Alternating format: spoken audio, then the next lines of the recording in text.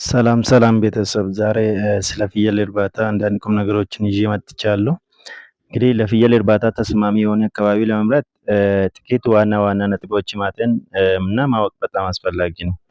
ፍየሎች በአብዛኛው መካከለኛ ሙቀት ያለባቸውና ደረቃማ አካባቢዎች ነው የሚመርጡት። በኢትዮጵያ ተጨባጭ ሁኔታ ለፍየል እርባታ ተስማሚ የሚባሉት አካባቢዎች የሚከተሉት መስፈርቶች ማሟላት በጣም አስፈላጊ ነው። አንደኛ የአየር ንብረት ወይም ክላይሜት የምንለው ነው። የአየር ንብረት ስንል ቆላማና ወይና ደጋ አካባቢዎች እንዲሁም ዝቅተኛ እርጥበት ያለባቸው አካባቢዎች ማለት ነው። ቆላማና ወይና ደጋ አካባቢ ስንል ፍየሎች ከከፍተኛ ቅዝቃዜ ይልቅ ሞቅ ያለ አየር ንብረት የሚስማማቸው በተለይ ደረቅ የሆኑ አካባቢዎች ለፍየል ጤንነትና ለፈጣን እድገት ተመራጭ ናቸው። ዝቅተኛ እርጥበት ስንል ፍየሎች እንግዲህ ከፍተኛ እርጥበት ባለባቸው አካባቢዎች ፍየሎች ለሳምባና ለሸኮናቸው በሽታ የመጋለጥ እድላቸው ከፍተኛ ስለሚሆን ደረቅ ያላቸው ቦታዎችን ይመርጣሉ። ሁለተኛ የመኖ አቅርቦት ነው። ፎሬጅ አቬይላቢሊቲውን ማለት ነው።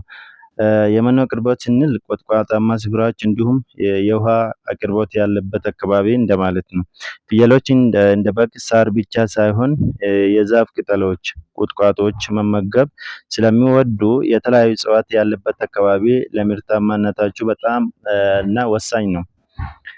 የውሃ አቅርቦት ስንል ምንም እንኳን ፍየሎች ድርቅ የመቋቋም አቅም ቢኖራቸውም ለወተትና ለስጋ ምርታማነት አስተማማኝ የውሃ ምንጭ ያለበት ቦታ ይመርጣሉ።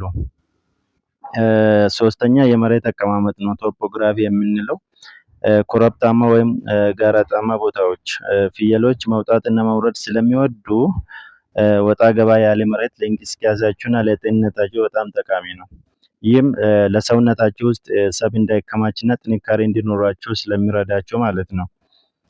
አራተኛ የገበያና የመሰረተ ልማት ቅርበት ምርቱን በቀላሉ ለገበያ ለማቅረብ ወደ ዋና ዋና ከተማዎች የሚደርሱ መንገዶች ያለበት አካባቢ መሆኑን ማረጋገጥ እና እንደዚህ አካባቢ መምረጥ ብልሃትና ለስራችን በጣም አዋጭ ስለሚሆን እነኚህ ማወቅ በጣም አስፈላጊ ነው። አመሰግናለሁ።